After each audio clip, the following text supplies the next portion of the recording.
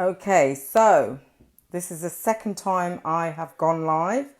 So hopefully, Joe, if you're around, you can see if you can come back on. I've logged out and I've logged back in. So hopefully we might have gone rid of our connection problems.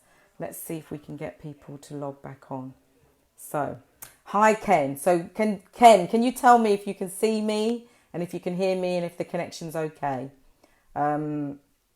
Just send me a little message. So thank you for coming back on, Ken. Who else is coming back on?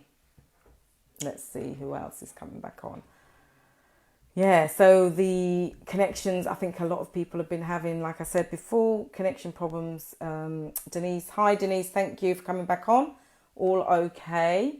So, yeah, I'm just asking people to come back in. Oh, that was so good. Oh, we were just getting to the real nitty gritty of the book as well. I was really getting into that and learning about the animals. So let's just see. We'll try one more. Okay. We're back. We're back. So, Joe, We did it. We did it. So I'm going to introduce you again because I've started a completely new broadcast now. So this is take two. Okay. So see that other Could one be a as long night, practice? couldn't it? Yeah. So we're just going to go for it now. I've gone on to 4G. Okay. So let's see. Hopefully my connection will be a bit better and hopefully yours is better as well. So Jo is the founder of Inner Synergy. She works internationally with horse herds and human herds called Home Herd Global. She spends time in carefully selected, mainly off-grid locations in Europe, US, Canada, Australia, and more recently, an elephant herd in South Africa. More than 20 years ago, when living in London and working at the BBC, she was awakened by panic attacks, burnout, and disconnection, and has now developed a process to reconnect her entire human system. Now living in rural Kent, she calls awakened individuals and energetic pioneers. Together, they are evolving advanced energy experiences. And to sum Jo up in a few words, she is most at home in nature with animals, and she has always written in some shape or form. And she has now just launched her first book called Illumination, which is part of the first series of a group of 10 books. She's just finished the first one. And you were just getting into the book and we were just getting to the nitty gritty and then it cut off. So get back into the book, Jo. So you said you started at the penguin, which is focus. And then what sort of animals do we move on to in terms of embodying their energy? Embodying their energy. The first one is, so penguin is focus. Yes. Then you get the kookaburra, which I met in Australia. They were so amazing with their expression. I don't know if you've ever heard one. If not, YouTube it. They're amazing. They're so loud. They are unapologetically loud. But they call you to be present at sunrise and sundown. So they had to be, for me, they had to be awakened. So number 2 is awaken. So this is where you really get back into a presence that you may never have known before. Number 3 is the owl, perception, because as you're more aware, you see more, you hear more, you change perceptions all the time. Number 4 is the wolf. The wolf is about choosing. When you're more awake, you're more aware, you choose differently. You actually choose and decide and move. The elephant, of course, I encountered them in South Africa. They're incredible. They're about movements. They move you around the map. You've got the whale, the depth. The koala space, again, just fell in love with the koalas in Australia. So they sleep for 20 hours a day to take their space. Wow. The Mustang, you run wild. So last but 1 is 7. The Mustang, you run wild. You gain clarity with the Mustang. And with that clarity, you move forward, you advance with the lion. And the lion's all about courage. Okay, so you move to the car, and then what happens once you get to the lion? I was explaining to people that it's kind of like it doesn't move in linear time; it moves in circular time. Is that right? Oh, very good. Well, I'll just show you I'll show you a quick thing of the map.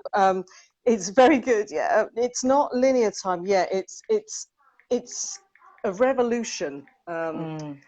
I call it so it's an infinity symbol. So it's a revolution. So you literally go like that, and as you move, your vibration increases every time you change perceptions. You move on with the line back to the penguin. It's basically about finding a foundation. You're creating a whole new system for yourself, and it sounds a bit complex, but it really isn't.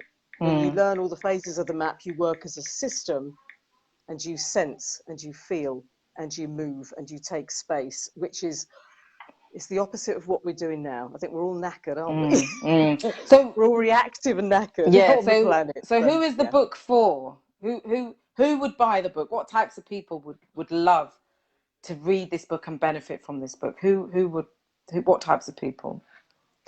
Definitely animal lovers. That's what I'm finding. Anyone who is in tune with animals, who they already understand why they feel good with them. When you're out in nature, animals and nature have a completely different vibration. They vibrate differently to us. How so is that when you're vibration different? They are usually at a very neutral, a stable, steady base energy, which is this is what the horses have taught us as well. It's not a high, excited, high vibration. It's very neutral. It's very steady, like the elephants. They walk, they pace. It's very steady. There will be higher emotions of appreciation and lower emotions, but you've got a steady base.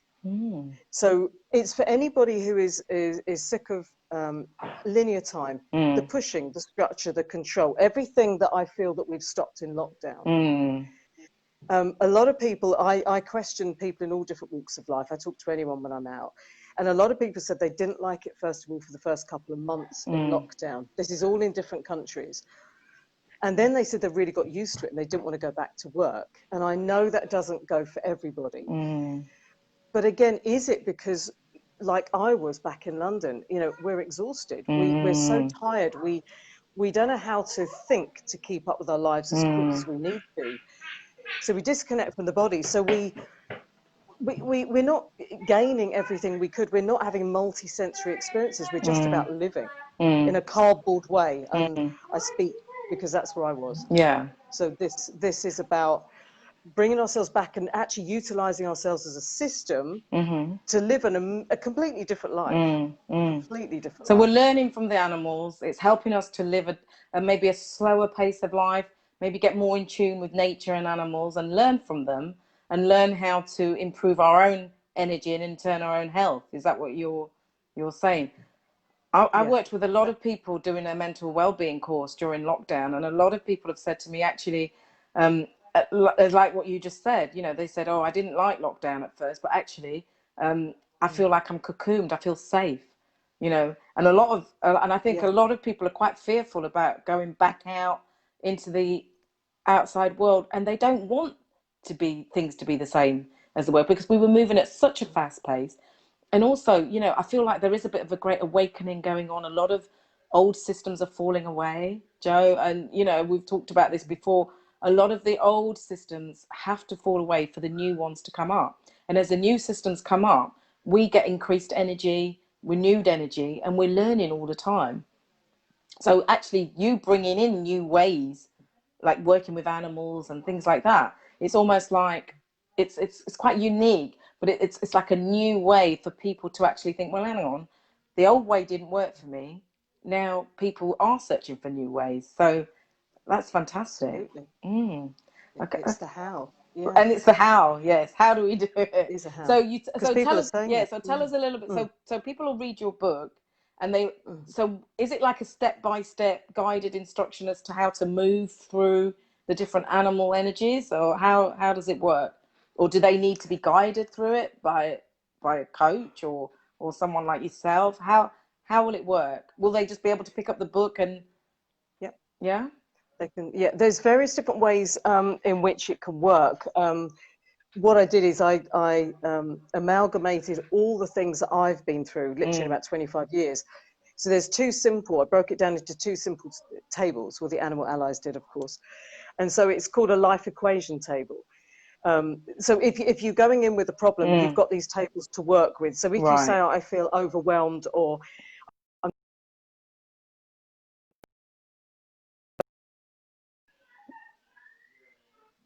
So if, say, for example, you're overwhelmed, it's probably because you've lost your focus, you're distracted. So literally, you've got a code. You literally get a resolution code, so you can get an immediate help with what you're going through. Then you go to the equating animals chapter, and then there's very, very simple, just like little paragraphs of little bits of information instead of loads to read. So it's, like I say, it's more of an experience. And then there's some techniques, just with the penguin as such, you can go straight into changing what you're feeling at that moment. So it's immediate how. If I'm overwhelmed, you check out on the tables, you go straight to the chapter, and you get help immediately. Well, you help yourself. Oh, okay. So there's a little guide. And what is it? Is it like a meditation, or is it a little exercise? What is it that people will be actually doing? More of an exercise, like a technique. It's I'll do a couple at the end if you want a little demo. Ooh, yes, please. Just very simple of just how to get out where you are. And they've all Yes. come from when I went, right, help me, what do I do? And they've all come from practical experiences that I've done and I've worked with clients with. Or you can work directly with the animal. You can just pick up the book. Some people are reading at the moment and they're just sensing which animal to go to. Right. Because it's not a linear book. Yes. You can read it A to B if you want. If not, you dip in and you sense and you move. There's more information if you want on. And you just see which animal you feel that energy you need at that time to get you through a specific, maybe a specific, issue or a specific period in time. Wow, that's fantastic. So how will people feel once they have done the book and done their chapters, and how do you expect people to feel? Because I'm assuming you've tried this out on practice subjects, and how will they feel? It's been very interesting. I've had, I'm running a focus group at the moment, but I've had a few people working with me on the book as we've been going. But what I understand about energy is like energy is in anything you have an input in, energy is behind that. So I know that, again, all my energy is in that book. So if I've gone through something, it will automatically help somebody going through the same thing have a lighter time of it.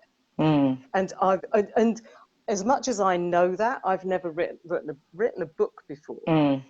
So seeing people hold that book, and I've been getting them to I've sometimes just taken the tables to them and just said, does this make sense? It's been incredible, the changes I've seen happen. And it's not only what they're doing, it's how they interpret what they're reading, how they interpret the exercises and make it their own. So this is what I mean. I'm looking forward to the focus group because I want to see how people take it on themselves. It's not me telling you what to do. It's not the animals telling you what to do. It's amazing where people take it. And this is just the foundation book. There's a hell of a lot more stages that you could go to once you start. So this is just dip your toe in, see how you get on. And what happens is you work swifter, quicker, and your vibration moves a lot quicker, which means your life moves quicker in a good way. Yes. So this is, so like they get to where they want to be much quicker. Oh, yeah. So say, for example, in my line of work, I teach a lot of employability skills to people who are unemployed. If they tried it, they would get to that job that they wanted much quicker, or whatever it is. And more. They will go. It might not even be the job. Yeah. It's a more efficient way of working than just going, I want that, because you're choosing in every moment. You're choosing which room you want to go and sit and read a book in. It's literally bringing the phases into your life. So when you want to go after a job or move house or change relationship, you've got a whole infinity revolution. I call it the map of integrity, because you're working in an integrative system that becomes subconscious. So all your old habits naturally leave as you move forward with the elephant and the animals. Wow. It's a natural way of working. It sounds very, very powerful. So I've got one last question for you, Jo. What advice would you give to someone out there who may be going through some difficulty and maybe want to find out a little bit more about your unique and very new system? What advice would you give them? Where can they start? Where can they start? With the book, or if they're not? Maybe they don't know about your book. Maybe they just start, they know that they're feeling burnt out, stressed out, overwhelmed, fearful, anxious. What could they do? Where could they start? I mean, obviously they could buy your book, But is there anything they could do in the Just in meantime? general. Yeah, in Yeah, general. sure. Yeah, I don't like giving advice, but the only thing that's worked for me is no matter what you're going through, if you stop in that moment, you stop the momentum of energy. So whatever is going on, if you feel overwhelmed, you're upset by what you're seeing on the news, you know, something's happened with your job, anything, family. If you stop, one, I'd say remove yourself from where you are and literally stop. And one of the little exercises is literally look down at the floor. Yeah. And once you drop your eyes away from your mind, if you think about your eyes and all your eye muscles, when you work with your mind, are all sort of like that. They're very tight. And we often do that when we're thinking. Whereas if they just literally move themselves outside, so if it's from the family, go outside the house, stand in the garden or on And the just look road, down. look So down. can you And just if you talk us actually, through it now very quickly so I can absolutely, do it. yeah, So yeah. so If you you look do it now down. in the moment, Yeah. wherever you are, just, yeah, or just sit, even if you're in the middle of something, just literally, if you just Sit. drop your head forward, no one will even know you're doing it. Yeah. Sit or stand, Drop your eyes literally to the drop your, floor. feel your neck muscles are starting to relax. Yeah. Drop your eyes down. You can close your eyes or just look at the floor. Mm. And then if you find your eyes are trying to go back up to the last thought you had, oh, it's a bit different. Probably people are thinking about us at the moment and they're Yeah. not actually thinking. But when you're thinking, you'll find your eyes are going, hang on, I can't let the thought go. The quicker your eyes drop to the floor and you go, oh, yeah, look at the pile of that carpet or look at the grass, you've stopped the momentum of where you are. Right. If your Right. head's going, but I need to, but I need to, Yeah. but I need to, Yes. you're really caught up. So Yeah. again, Just drop your then you eyes, start, look at the floor. drop, yeah, Yeah. touch something as well. Touch your skin, because that turns the amygdala off. Yeah. It stops your mind working anyway. Yeah. I don't go into the technical bits. This So stuff works. touch your skin. So rubbing it, rub Touch your skin your skin or maybe. your trousers or something. Rub your skin. Rub Rub your it like if you're. I'm by my desk, so if Yeah. I touch that and I look down, you're keeping your mind occupied where you're actually starting to sense, Yes. and then you're going to bring more focus into it. Yes. And that actually is grounding you. You're starting to now connect back to the earth, which is actually going to transmute all your energy, all your emotions that you're feeling. The earth is a massive conductor and it will just absorb your energies and your emotions And it will just flow away. just by stopping. And Yeah. then you've just neutralized your Yeah. momentum Yeah. and So you're going to be calmer. so I'm learning how to teach mindfulness, and that's one of the exercises we do is like, make sure your feet are firmly on the ground, see what you can touch, look at what you can see, what can you taste, just sort of getting your five senses going and just seeing what's happening around you and just getting into the moment rather than letting your mind race off into whatever's bothering you and just taking that moment, to just be still. And that's fantastic. Wow, that's great, Joe. We've come to the end of your time, but it's Oh, been that's quick. fantastic having you on. And Oh, thank we you for will having me. post. Let me have all your Amazon links, and we'll post them in the comments at the end. Oh, And thank you. do you want to quickly show your book cover again?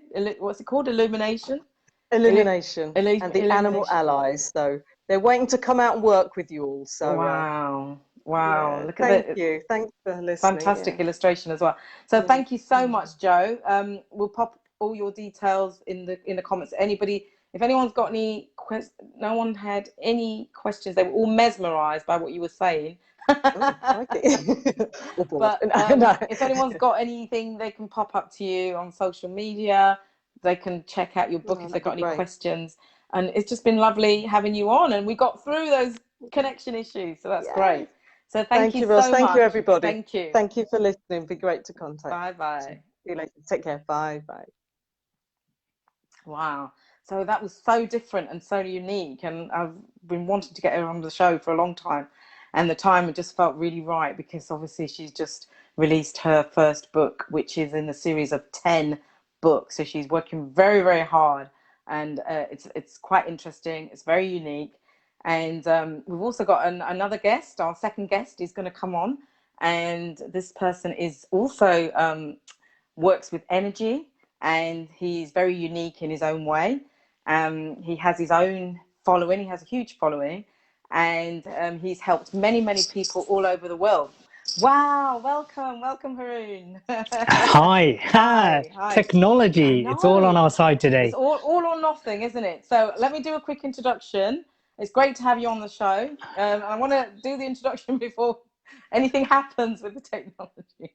Okay, so Harun Rabbani is a spiritual teacher, energy healer, and author. He has helped thousands of people heal from chronic disease, mental health issues, and relationship challenges. Harun has developed his unique method of energy healing, integrative ancient principles, and quantum physics to help his clients achieve lasting transformation.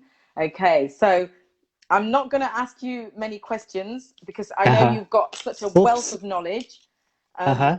I just feel so privileged to have you on the show, and thank you so much Oh, for agreeing to come you're on. welcome. I've been You're following welcome. your work for many years, and Uh-huh. so yeah, and I'm a great admirer of what you've been doing. And I know you've worked all over the place. You've worked internationally. You've been on radio. You've been everywhere. You've even had your own radio show, haven't you? I've had my own radio show. I've had my own podcast. I've had my own radio station. I worked for the BBC for a little while. Voluntarily, of course. They didn't pay me. But I had my Yeah. show there as well, yeah. So, Harun, just tell us about your work and some of the fantastic things you're doing to help humanity at the moment. Okay, so I'm I'm not here to brag about me. What I do want to do is share with your listeners some ideas that may be able to help them. In essence, my job, how deep do you want me to go? Oh, relatively deep. Okay. Thank you for It's answering the that. awakening. It's the awakening Okay, show. it's the awakening. Okay, well, if that's the case, then let's look at it this way. Our souls last forever, they're immortal souls. Obviously, I'm spiritual, hence, spiritual teacher. When we have a sole purpose for being born. Every single one of us, every single human on the planet has a reason for being here, not just because mom and dad had wham bam, thank you, ma'am, and for 30 seconds or 3 hours or whatever. But there's a direct purpose why we're here. The moment we're born, we develop this amnesia. We forget. And so some people go through life not finding what it is that they're here for. It's a bit like going on a bus journey and you think, I'm on a bus journey. Where am I supposed to go to? And I'm on a bus journey, but where am I going to? And then others go seeking, and then there's others, instead of seeking outside, they go within. So my job, in essence, is to remove the spiritual amnesia that all of us have the moment we're born. And so what I've been doing, really to cut long story short, and it really is shortened version of it, is I've spent most of my adult life in the space of health. So I used to work with some of the world's top medical companies, researching, developing, marketing those products, endoscopy, ENT, gynecology. And then one day, well, it was actually because of divorce that I decided to leave full-time employment, set up my own business, teaching sales. But I got bored. I thought, so what? And that's a very important question to ask. So what? Why the heck am I doing what I'm doing? Yeah, sure, I can teach how someone to sell more widgets, but I wanted to make a difference, not just to somebody's pocket, but way beyond that. The question that I kept asking myself most of my life is, how can one person, me, or somebody else, it wasn't just about me, obviously I can only control me, how can I create such a shift inside of me that I have a global impact? So everybody that I work with, everybody that I support, every single one of them is gifted. What I do is I pull their gift out. And so I teach spiritual principles, but everything that I teach has been backed up by science. I teach it and then I look at the science and I go, oh my goodness, I'm teaching that. So what I've been doing in terms of healing, what is healing? Well, healing is when we are born perfect. We are pure energy, like Joe mentioned a few times. We are pure energy. And in a balanced and harmonious state, our energy field is coherent. Our chakras are coherent. Our organs are coherent with our emotions, etc. When we're in a state of dis-ease, meaning mental, physical, emotional, spiritual, even financial, when we're in a state of dis-ease, we are incoherent. So if you imagine, here's a line of, let's use the chakras as an example. Your chakras are all over the place. And so the most powerful aspect of a human being is their heart. as you know, but I'm sure some of your listeners won't know, but the heart has been shown to have a mind of its own. They have 40,000 neurons, nerve cells, working independently of the brain, independently together of the heart. The heart sends more instructions to the brain than the brain does to the heart. And the brain's a very powerful organ. And so when you can access your heart, you see the truth. You see, your heart never lies. You have heart wisdom, heart intuition. How many people have you ever met, Roz, who said, oh yeah, my intuition, it was wrong again? No. They say, man, I wish I listened to my instinct or my intuition. Exactly. It's never wrong. So the question is, if your intuition is never wrong, why don't you listen to it? Why don't you listen to it? So we have 5 minds. Let's quickly go through the 5 minds. 5 minds. The heart's mind, gut mind. The gut has 100 million neurons working independently of the brain. It has a mind of its own. People talk about gut instincts. We have gut feelings as well. The body has a mind of its own. What do I mean by that? If, for example, very simple, if you're dehydrated and you go to the loo, you're going to have pee. Your pee's not going to be transparent. It's not going to be clear. It'll be some form of yellow, orange. Exactly. So now your heart doesn't lie, your gut doesn't lie, your body doesn't lie. You have an observer mind. Let's call it the higher self. Never lies. The higher self doesn't take sides. The higher self is neutral. It's just seeing everything as an experience. The higher self doesn't lie. The 5th mind is the one in here, the brain and the subconscious mind that goes with it. Guess what? That's the one it lies all the time. And yet, all the time. And yet, from the moment we're born, after a bit of playfulness, etc., the moment we go to kindergarten, nursery, the moment we go there, we are trained to go in here and stay in here.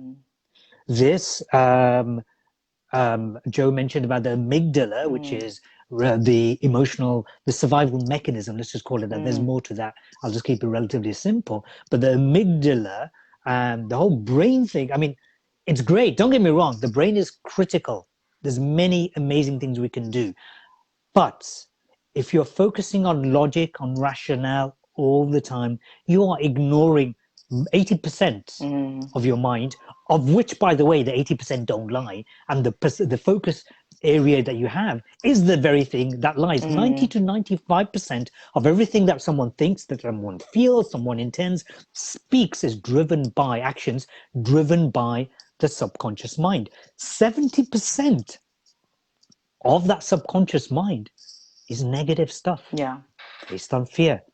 And a lot of it is built when we're very young as well, isn't it, Harun?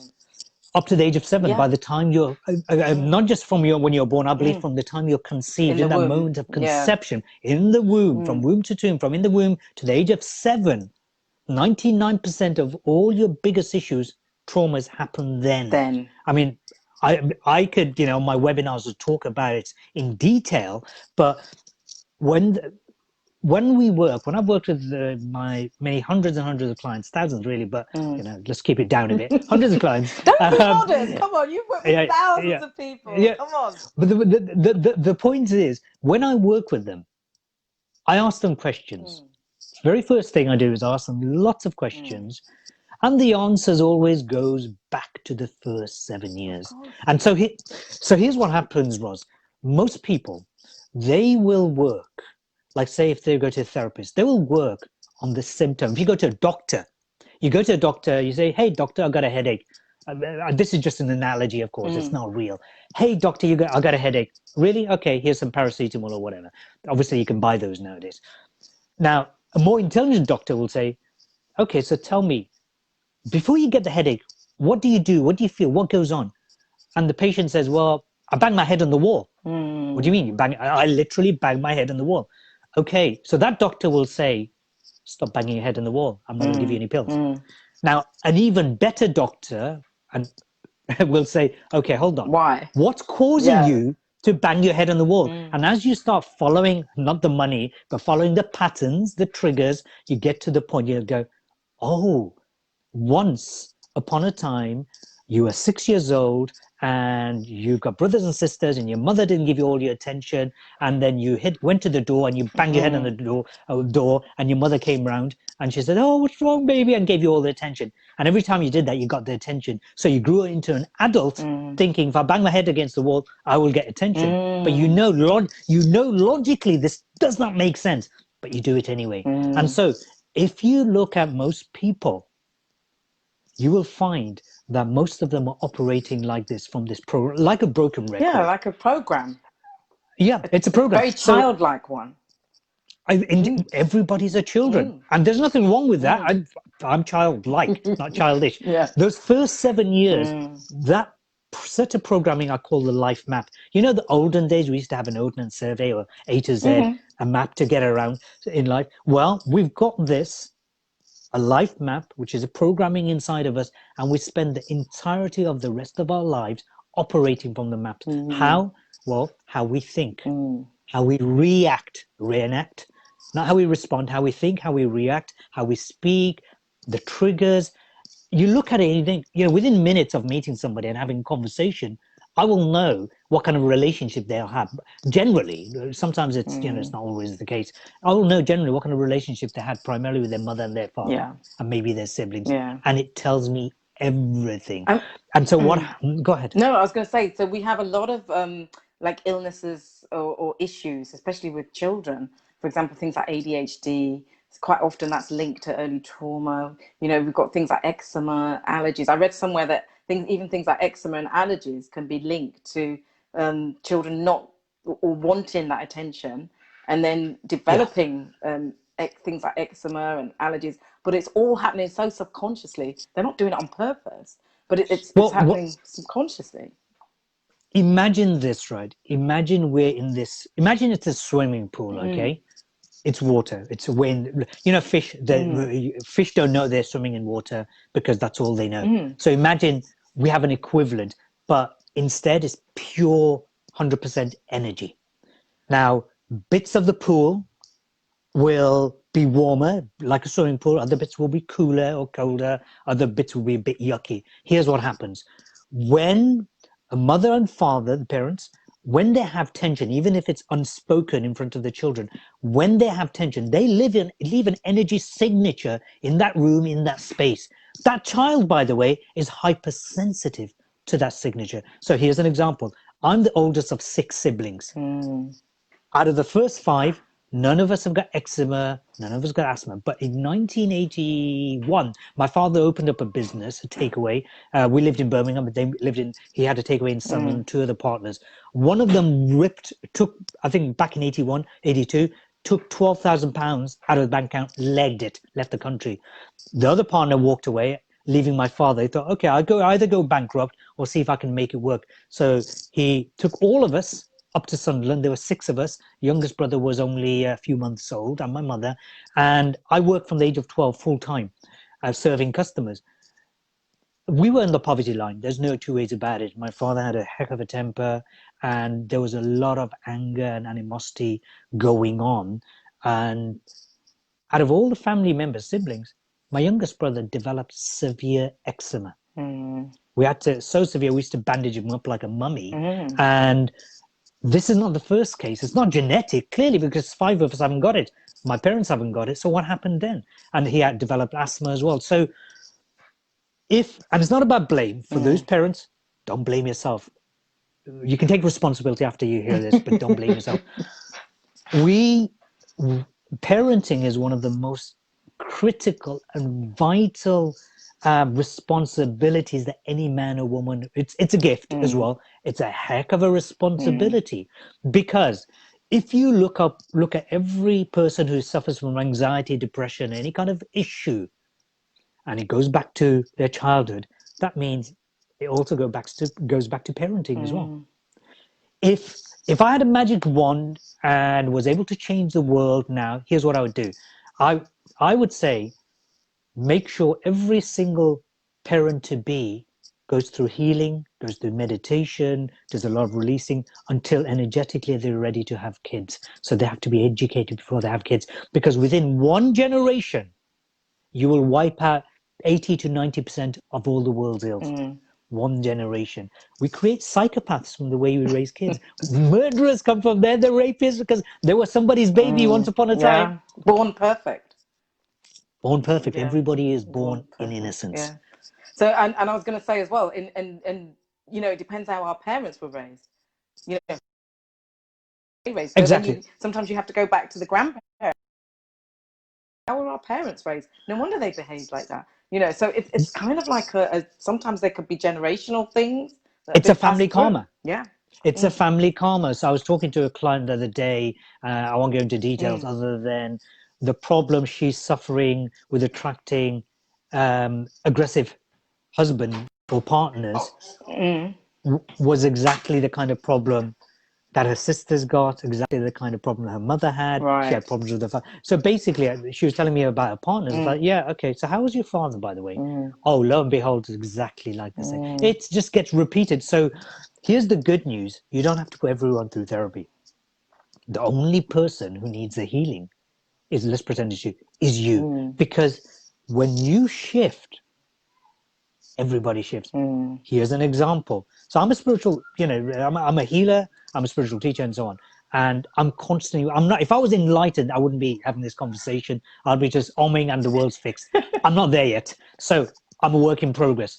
And I had a little trigger, something that triggered me.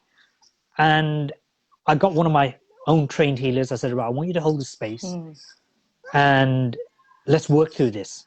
So she held the space and we worked through various points, and there was a number of points that came along after I released one. Like, it's like a box of tissue, remove one, another one comes up. I went through a few. We only spent about 20 minutes on it because obviously I know how to use the technique. And interesting, I got separated from my former wife in 2002, divorced in 2003. It was not a nice separation. We could not talk. There was always conflict. So in the end, I just thought, okay, keep your mouth shut, Rabbani. Just communicate with your sons when they're old enough, and etc. And it's been like that. And so I worked on my issue, and I realized that was some kind of resentment towards my own father. So I went back to the origin point. I'll come back to what I'm explaining. It's called the seed cause, not the root cause, the seed cause. Right. I went back to the seed. I looked at the learning lesson. I thought, oh my God, here's the learning, here's the blessing. But then I looked for the gift and I thought, wow, here's the gift. And then I re-implanted that seed, a new one, at that same point. Here's what happened. A couple of days later, me and my ex-wife weren't talking, etc. All of a sudden, I had to go and visit my son. And for the first time, she was nice to me in about 18 years, divorced 18 years. Firstly. Secondly, I've been going back, most weeks, the last few months, and I've been cooking. I'm a damn good cook, I have to say. I've been cooking for my boys, and we've been eating together, my former wife, and my sons are looking at dinner for the first time in our life since we're little babies. All of that was just it's not a byproduct, but of what I was internally held resentment that I originally didn't know where it came from. So the point is this: you can get all the healing you like, you can go to work on all the symptoms you like, but most people are the effect. Their life is an effect or a series of effects based on a few causes. I'm saying if we take responsibility and be the cause of our effects rather than the effect of our cause, then your life will change and you start accessing manifestation powers. You start accessing transformational powers. And as you shift, here's the beautiful thing: as you shift, your family members shift. It's like a ripple effect, isn't it? It's a tsunami effect. Wow. It happens that quickly. Yes. Ripples are like nice. It's not gentle, it's powerful. But that's because you've healed the seed cause. You planted a new seed and you've allowed that to ripple through. So that means you do not need, say for an issue, I've dealt with clients who've had rape issues, cancer, women who've been, most of my clients are female for some reason, cancer. So a number of times I've met several of them who had been gang raped, and they've been, they've been holding on to that. People who've been, one particular person, when I first started years ago, one particular person, she'd been heartbroken for 2 years, relationship ended, and out of the blue, she was in love, and for 2 years, she was like brokenhearted. 20 minutes of healing work, gone. But of course, that's not still not working on the seed cause. It's only afterwards, subsequently, that I realized that if you have this life map that you're operating from and all your traumas are from here, you healed it, great, and you want to move forward, guess what? Until you create a new one, you're going to still operate. You won't be traumatized, but you'll still operate from the same map. And so that's a big thing. If any, and when I train my healers, I mentor them, I make sure that they're working on that level. Wow. Okay, so can I just go into a couple of the comments, Harun? Yeah. You've been talking for a while, and like people are like, wow. So I'm just going to go back. So hi. So someone says this is a very new concept on me. Very interesting. I think that was from the last. I think that was from the last interview because I'm sure I saw it. Oh, okay. Oh, right. Okay. I'll take credit for it anyway. Okay, you can take credit for that. And then it says, totally agree, REGP, and treating symptoms, not the cause. Now, I've heard of the root cause, and when I work with my clients, I always talk about the root cause, but I've never gone and said the seed cause. So that's the new one on me as well. So that's interesting. The seed is very different. So if you look behind me, I'm sure you can see. You can see my tree there. You can see some little leaves on my one as well. Yeah, exactly. So you got the. So just imagine a tree. Okay, you've got this branches. You're receiving light. This is what we mainly see. The branches, we see the symptoms, the leaves, the branches and the leaves and the flowers, perhaps. Yeah. And you come down and you got the roots eventually. But once upon a time, it was a seed. Now, here's the difference between working. This is the total signifier. Here's the difference between working on the root cause and the seed cause. There are many root causes. Many root causes to stuff, whatever the stuff is. When you there's not that many seed causes. When you take a seed cause, imagine there's one seed. Here's what happens. All those other events that were created by that original seed, when you shift that, all of those heal without having to heal them individually. Wow. So what it means, so I charge a lot of money for my one-to-one therapy, but there's good reason why. Yes, because how long does it take? Well, everything's different. I can't answer that question. How long's a piece of string? So say, for example, someone's been raped.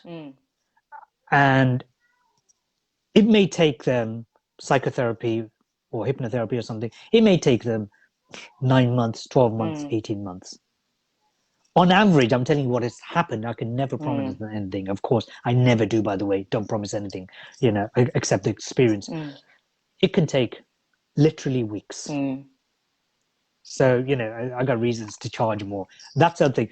Even when someone who's got cancer, when they come to me, you can do all sorts of stuff with cancer. But when you get to the root, because if you've got 100 women, for example, with breast cancer, there are 100 different seed causes. Doing chemotherapy, etc., at some point may be necessary because they're at the final stage. Maybe, I say that for legal reasons. So, hello, doctors. By the way, I've got clients who are doctors, diplomats, psychologists, people across the spectrum, mainstream. So 100 people with breast cancer, you'll find 100 different seed causes. So each person's individual. Back in 2010, a friend of mine, his name is Marcus Freudenman, he created a documentary series, DVD series, sorry. No, not series, 6 parts DVD. Back in the day when they used to have DVDs, the shiny things, and called Cancer is Curable. It was very controversial because you're not allowed to say cancer is curable, of course. But what he did was they spent 4.5 years interviewing the medics, the scientists across Europe, Cuba, parts of America, all the different modalities they were using to get rid of cancer. So anyway, he was presenting this. I was neutral. I wasn't taking sides. But I asked him this question. I said to him, Marcus, he was at my event. I said to him, the mind, what percentage of healing, of getting better from cancer, what percentage of the mind is involved in that? He said, without hesitation, 99%. Oh wow, 99%. Wow. 99%. Now, another book by Dawson Church, who wrote a book called Genie in the Genes, he refers to a particular study that was done. And here's what they did. They looked at, I don't know how many people, but I think it's hundreds of people who died from cancer and hundreds who died from heart disease. So what they found was that approximately 75% of the people who died from cancer led a lifestyle and a mindset of hopelessness. Mm. They had no vision for their life. Now, this was a major breakthrough in my, research, which is like, wow, if cancer is one of the ultimate forms of dying disease, then surely there must be some kind of spectrum there. People with ME, chronic fatigue, clients like that, I ask them, tell me your vision. What vision? I don't even know what I'm doing tomorrow. I just want to survive. People who are struggling, I've got one client who was struggling because she's paralyzed. And I heard about it, and she's subsequently became a friend. Couldn't move at all, not even a jaw. So did a bit of healing. Then and she no hope in life because she's falling ill all the time. Said to her, "Okay, what's your dream?" And her answer was to be there for my daughters, my children, who are in their teens. I said, "That's great. That's not a dream. That's a duty, right?" Yeah. When we have kids, it's not like, "Oh, my," and it's not denigrating what she said. It's saying, "Okay, you must have a vision so vast that your entire energy field, your 50 trillion cells in your body say, I'm doing this." When I was in my mid-20s, I'd said to myself, F this, I'm not getting ill anymore. I was a very sickly child. I used to get flu all the time, etc. I used to have epileptic seizures 4 or 5 times a year, every single year from the age of 6 months. And so I decided not to get ill. In those 25 years, 3 times I was ill. And 3 of them were related actually to my kids and me getting emotionally like whacked, where it hurts. How kids are, right? They like to hurt their parents, not on purpose. And so they're the only 3 times.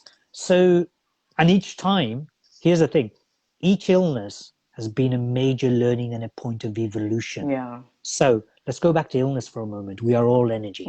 We're all energy beings. When your higher self is trying to give you a message, it tickles you with a feather and says, hey, wake up, there's a lesson to be learned. So you ignore it. Higher self gets a pebble, goes back of the head, and it's a more painful event. You go, hey, wake up. You ignore it. Higher self gets a stone, whacks it in your back. Hey, stupid, wake up. You ignore that, boulder comes crashing down on your feet. You ignore that, mountain comes crashing down in you. What does this mountain look like? It looks like divorce, like I went through, where I wanted to die as a result of it because the kids are involved and so on. Bankruptcy, disease, or loss of a loved one, someone very close to you. Now, it's nothing to do with fault. It's just that your higher self, your soul is saying, wake up. There's a lesson to be learned. Now, here's the thing. Disease and illness is not a bad thing. When you find the learning lesson, why do I have joint problems? Why can't I move? Why is my ankles hurting all the time?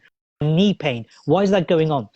The moment you realize that inside of you, you've told yourself you're stuck, body acts it out. Yeah. When you say to yourself, I've got no hope, your body's already dying. Yeah. Past a certain stage, your body's already dying. So the moment if you don't have a vision for yourself, the body's already got a reason to die.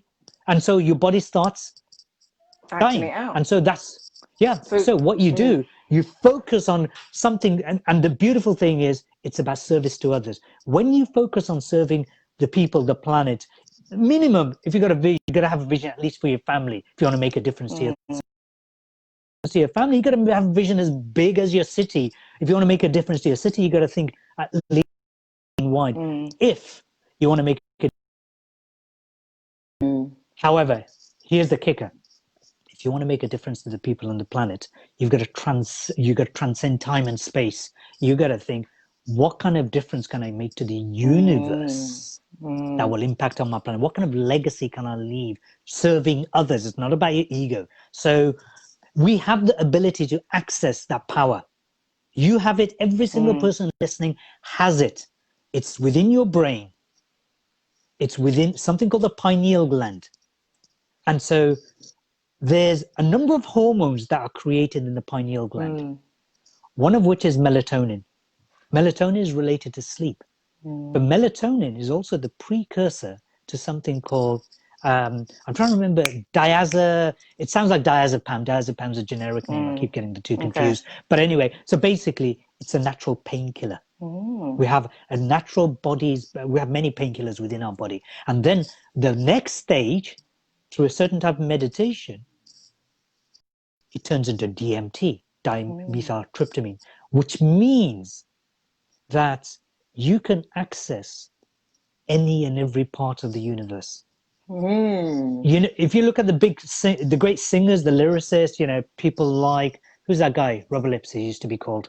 Jagger. These guys used to do LSD and all sorts of stuff, and they download amazing lyrics after taking LSD and other, you know, DMT. And the DMT is like the ayahuasca. Is that what? Ayahuasca accesses that, but you don't need a drug to do it. You don't need plant medicine. Ayahuasca is a very spiritual. The process, it shouldn't be taken lightly. So anyway, you don't need any of that. There's specific types of meditation, and you know, and I know you're going to share about it later on, but there's a webinar I've done which goes very detailed into how you can actually access this particular part of your brain. But here's what happens when you can access that part of your brain there, and as well as your heart, by the way, and you create heart-brain coherence. When you can do that, your manifestation powers change. Fantastic. Massively. Is this what you're calling the supermind? The supermind. So the supermind to me is this. So imagine, right, an atom. 99.9% recurring of an atom. Space. It's no thing. Empty space. Yeah. Empty space. But it's not empty, it's energy. We call it energy, we call it consciousness. Electrons and the protons. The electrons of the protons. So what you see, so I'm a big fat person because 99. So every single person, 99.999% recurring is pure energy. What does this mean? What's within this energy? Information and intention. Every single aspect of the universe, your energy, I'm energy.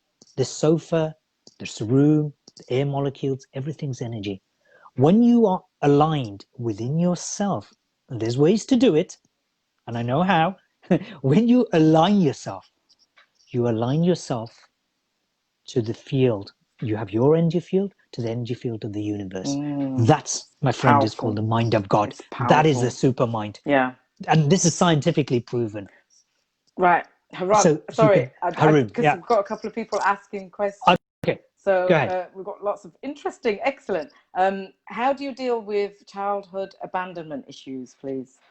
Okay, so that's a big one. And for someone to deal with childhood abandonment issues, number one is, okay, I give, start meditating first. That's, I mean, this is the only meditation. Why meditation? Meditation, imagine, right, you know, 99.9% recurring is non-matter. Imagine a thought is like matter. And you got all so if you've got abandonment issues, you're thinking, you're activating all the negative emotion, let's call it that. So meditation is about creating space between your thoughts. So you start accessing this super mind. The more you think, the less you have access to that. That's the first thing. So if you want to change, that's the first thing you got to do. How do you meditate? Get in touch with me. I've got a whole bunch of free meditations. Okay. So meditate, number one. Number two, the abandonment issue that you've had will set off, there'll be patterns. So you're possibly having abandonment issues with the opposite sex or anyone who gets super close, basically. So in order to do that, you have to, first of all, embrace the abandonment. Let it be your friend. Embrace the darkness of it, the hurt of it, the pain of it. That's the first thing. But then you take the negative, and then you find the equal and opposite positive, and you embrace that. So for example, if I was abandoned, so this particular person, let's do this. I mean, just a little taster, okay, because other stuff may come up, so I don't want to go too deep, if that's okay. Because what happens is tissue, I remove a tissue, and then others something may else pop out. comes out. So here's what I'd like for you to do, whoever's asking that question. Take your hand, put it over your heart, and then close your eyes and just say, just breathe first slowly. So hand on your heart, breathe slowly. And then say to yourself, silently in your head, say to yourself, it's okay that I feel abandoned. It's okay for me to feel abandoned. It's counterintuitive, I know, when we say this, but just go with it. Yeah. It's okay for me to feel abandoned. It's okay for me to feel unsafe. It's okay for me. And so you start gently, not rushing it, repeat all the negative things that are associated with the abandonment issue. And then you find the equal and opposite positive. So it's okay that I feel connected. It's okay that I'm always connected. And you do it in the past, present tense, not the past tense. It's okay. And you, so you take every single negative and then you find every single positive and you bring them together. Here's what happens. You're taking antimatter and matter, you're collapsing them, and you're in neutrality.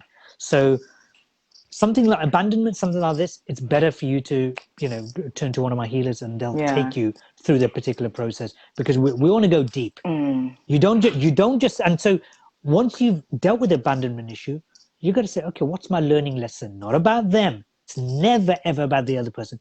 What have I learned about me? And then you go, oh, I'm somebody who loves connecting people. I get joy. I bring joy into people's lives. And then all of a sudden it's a learning lesson, turns into a gift. Here's what happens. This is what I do with all my clients and everybody who is part of my tribe. I get them to find all the painful experiences, find the little gifts. Each gift is like a jigsaw puzzle. Yeah, it's a jigsaw puzzle. So we've got a retreat coming up. It's sold out, so I'm not here to promote it. We've got a retreat coming out in a few weeks' time, 2 or 3 weeks' time. And what we're going to do is we're going to look at all the little gifts, jigsaw pieces, and they're going to look at it and they're going to say, oh my God, here's my sole purpose. This is why I'm here. So the learning lesson, you know, the universe, your higher self, tickling with your feather, hitting you with a stone and a brick and all that kind of stuff. All of that goes back to your gift. And what you've really been doing all along is been neglecting your gift. I know most of this will not make sense. Because it's not a logical thing. We're not logical creatures.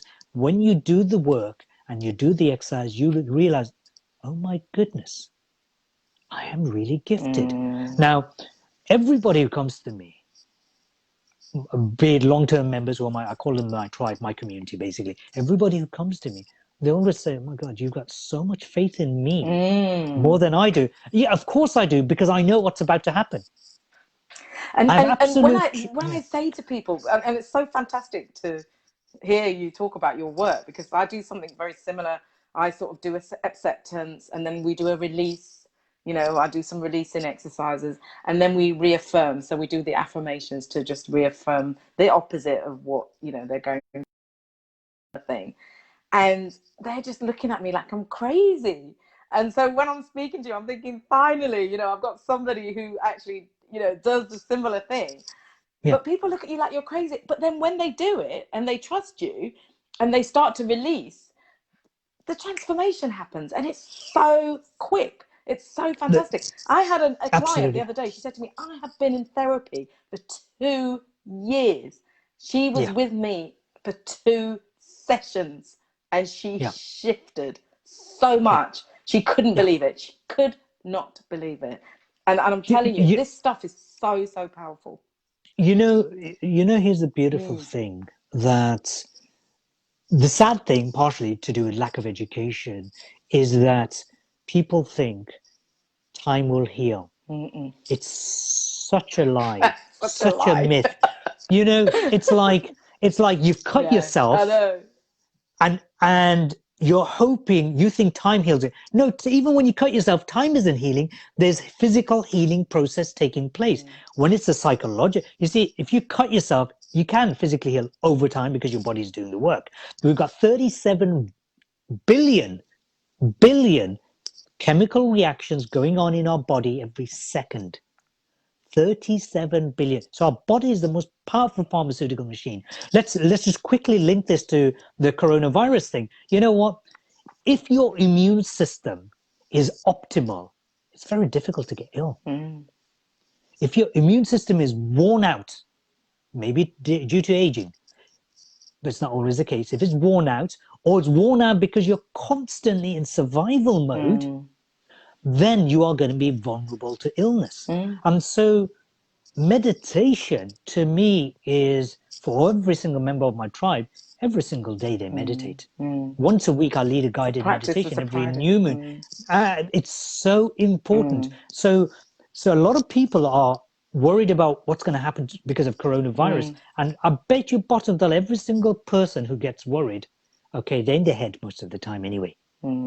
They don't know how to silence it. And that directly releases cortisol, epinephrine, norepinephrine, a whole bunch of other hormones that ages you, that weakens your immune system. You know, in the animal kingdom, if a gazelle gets chased by a lion, a herd of them, lion might catch one, the rest of them go away. For half an hour, they're like in a bit of shock, then they shake it off, and then they go back to breeding and eating and peeing and pooing and whatever that they do.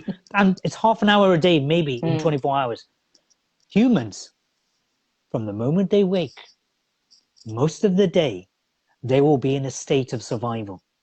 And so this is why meditation, I mean, there's different types of meditation, and because people struggle with meditation, I lead guided meditations, very specific ones, until it becomes a habit. So meditation doesn't have to be complicated. It doesn't have to be difficult, but it is all about creating space between your thoughts. If you speak to someone with anxiety issues, they're thinking, and each thought is evoking an emotion, a survival-based emotion. So you're constantly like, oh my God, oh my God, oh my God. Of course you're going to fall ill. Yeah. So slow it all down. So what about autoimmune diseases? Because I know that somebody's asking, they're with an autoimmune issue, they were saying they wish they knew the seed cause of their illness. So would you advise meditate? I mean, not advise, but, you know, is that where you'd start meditation? No. Well, meditation isn't going to cure it. Let's just clear that. No. The meditation is the foundation. So what I do is this. Number one, I get them to start meditating straight away to slow their head down. Because most people will be panicking if they're unwell. Who wouldn't, right? Number two, we work out the life map. So I take them to a very specific process. We find out what their life map is saying. Number three, we recreate a life map. But before we do number three, it's actually number four. Number three, we look at who they really are and what they really are. You see, if you don't know what you stand for, you fall for anything. Imagine this is your authentic self, right? And you've got all these masks on, pretending you're this, and this because your parents told you, because the school told you, because the newspapers, the media, BBC are telling you. So the further you move away from here, this is called stress. And this is what leads to disease. When you're authentically you can't fall ill. No. When you're authentically you're always happy. Do you know what? Of course you're going to have... Yeah. So, since I have been doing this work, since I qualified as a coach in 2012, I've never been ill since 2012. No. Hardly ever. Yeah. Not even a cough and a cold. I can't remember the last time I was sick. I think maybe I ate something dodgy once and got a bit of a tummy ache. And apart from that, I've hardly, not even in the winters, hardly anything. And it's just like, you just feel grateful for everything you have when you understand about the way your mind works, when you understand about manifestation, when you understand about, like you say, controlling and managing your energy and your energetic systems.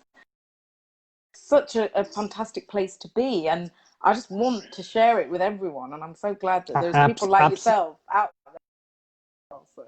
So the process, after we've done the life map, we found out who you are, what your authentic nature, and there's quite a couple of processes we take people through, and then we recreate a new life map. That's a process. Now, however, I also take people through very deep meditations. For some people, they get spontaneous healing. I will never promise who's going to get that.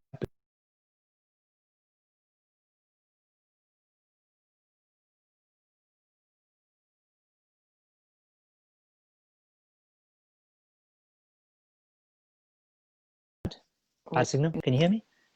I am here. Oh, you're here. Could be you. I don't know who's freezing. But anyway, okay. Let's get it out. I can see. Okay, so for example, two of my tribe members, they got MS. One of them, I've done some work with, and now in fact, I was over to Oslo. I visit Oslo quite a bit because I've got clients there. And for the first time in years, she started walking properly. Wow. Not fully, But yeah. because her spine is twisted somewhat because of the MS and so on. The hips are affected, the spinal cord, so it did hurt the back a bit. Following day, she walked better. Now, I know, I've got total faith in due course she's going to walk fully without any crutch or anything else. At the same time, my other tribe member, who's also got MS, I mean, we're not just... Yeah, you're not just for people with MS. Yeah. MS, just to clarify that bit. Okay. And she's starting to, you know, she's got inspired by this particular person, and she's starting to walk a bit more now. So at the retreat, we're going to do our best to take them so deep that perhaps they get spontaneous remission. We don't know. And so someone with autoimmune disease, I would do the process like I mentioned, but then go in the super deep meditation, because there's not 4 states of consciousness. I won't go into detail. There's actually 8 different states. What I do is, the 4 are the ones that everybody is aware of, who knows about altered states of consciousness through meditation. The other lot, that's the region I take people into. You know, such a high level of frequency of vibration, brainwave patterns. This is where you access supermind. This is where you access the mind of God. I mean, you know, whatever you want to call it, but I'll call it the supermind. So for someone like that with autoimmune disease, I'd love them to contact me. And let's see what we can do. Yeah. So someone says here, what she said, I want to read this for you. She said, she's a fellow Bengali person. And she said, when I was 8, I visualized my life and aspirations. I wrote a letter to God with my wish list and believed it would happen. Everything I asked for came true. When I feel extremely down, I immensely feel my immune system begin to crash. I have found distracting myself from my sorrows and investing goodness back into society by helping humanity, I heal very rapidly and feel healthy as a result.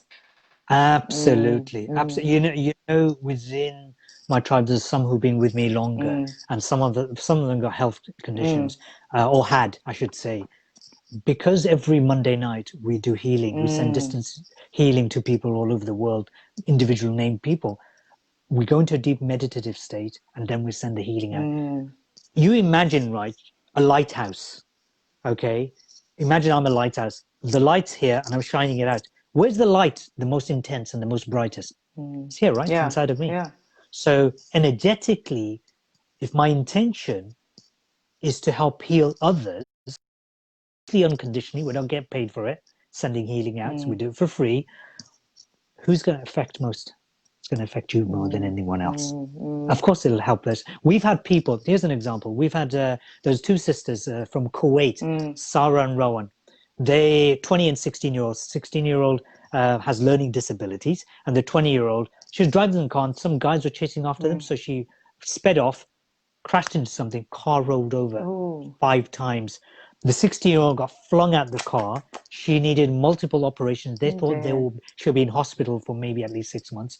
The older sister, the driver, her lung collapsed. She fell into a coma. They did not think she'd ever open her eyes again. We sent healing on the Monday nights. We heard about it, I think, 2 days or 3 days later. Monday night, we sent the healing. 6 or 7 days later, the younger sister was able to sit up and eat. Just over a week later, she left the hospital. Wow. About the same time, the older sister, whose lungs had collapsed, her eyes opened. The doctors were like, how's this happening? By the way, this is not the first time in a hospital situation where someone's life's completely changed. You know, we were baffled. And so she was released. Instead of being, you know, like a vegetable forever, I think she was in the hospital about 5-6 weeks. Then she was released. They're just waiting for the lockdown to calm down. So you imagine how does that make you feel if you are sending that kind of healing out? Of course. You're just going to... So it's going to affect you. It's going to affect you tenfold. It's like when you give out... When I first started coaching, I just wanted to coach people so much that people would sometimes come to me and they say, Roz, I'm so desperate, but I haven't got any money at all. And I would coach them for free. But guess what? It didn't matter, because the abundance came somewhere else. They would give me such a fantastic testimony that they would bring, or they would drive other people to me who would pay me maybe 3, 4, 5 times as much as what they were going to pay in the first place. So it's not about, energetically, everything just works together, and it's fantastic. We've only got about 2 minutes left. No, I could listen to you all night, because I don't know, I just love listening to you, and I think we've got a lot of similarities. But in terms of your webinar that's coming up, yes, can you tell us a little bit about that, when it is, and how people can get involved? Do they pay? Okay. So tell us a little bit about that, and then. So the webinar is designed for somebody who wants to access their supermind, the supermind. It shows them how they can do it and why it's so important. And it's a replay, it's a recording. So I've already done the webinar, and I would charge £97 or something like that. Actually, if people put everything into practice and they got the value for what they got out of it, I would charge maybe £1,000 for it. I'm giving it for free as a gift to anybody who wants it. Not just to your guys. I mean, I'm not one of those people saying just to your listeners. No, everybody, right? Because I know if people were able to tap into their inner power and they started making a difference to the people, the planet, then that just takes away a lot of the burden off my shoulders, because I can't take on 7.8 billion people. I need more people like that to help. So I think you're going to put the link up, but the thing is, they can access it anytime. And then if it resonates with them, and if they want to be someone who wants to become a member of my tribe and meditate with us every single week, we do it once a week, plus the new moon, plus the full moon. There's other gifts which I won't mention right now. Person with autoimmune disease, you might want to watch this, and any other condition, you might want to watch that. So there's a few other bits and bobs there. So I would recommend them watch that. It's free, so it's my gift to the world. Fantastic, thank you. We're going to have to sadly end there, but it's okay. It's been like we've gone over about nearly half an hour. So we started late as well because of the connection issues. But as soon as we finished, I'm going to post your webinar link in the comments. And they can contact you if you've got a Facebook page. Just type it in facebook.com usual Harun Rabbani 528. Harun Rabbani 528. So just to clarify, I prefer people to go to my page, because then I prefer that. If you send me a link to the page, I'll drop it straight into the comments, and I'll drop in the webinar link as well. And I think it's going to be perfect. It's going to be brilliant, and we're going to get everyone just like wakening up their energy and not buying into fear. Pandemic, panic. It's kind of like we're not even in a pandemic anymore. I mean, like if you look at the figures, they're very low. So let's just kind of use that energy to something positive rather than fear and negativity. Live from your heart, my friend. Go in here, because in your heart there is no fear. Excellent. And I think that's a great way to end. Thank you so much, Harun. And I'd love to do something with you again at some point in the future. I'm sure we will. Thank you so much. Take care. Thank you everyone else for watching. Bye-bye. Bye. Wow. Whew. We had two very, very, very high-level, powerful energy workers on tonight. And I really want to thank both of our guests, Courtney and Harun Rabbani. I'm going to put the details of all their links in the comments straight after the show. I know lots of you will probably want to be getting in touch with them. Very, very different techniques, but actually both very powerful in their own way and working with the energies. So, and thank you so much for staying with us and sticking with us. Good work. Great. Please come back again. Very, very good. Looking forward to the webinar. Thank you, Roz Thornton. Great show. One of the best shows we've ever had. So, thank you all so much. And thanks for sticking with us. And the next show is going to be in 2 weeks' time. And we're going to talk about how you can be healthy. And if you want to maybe become more healthy in terms of nutrition, weight loss, things like that. We're going to be talking about that in 2 weeks' time. So we'll see you then. And all that's left is for me to say good night.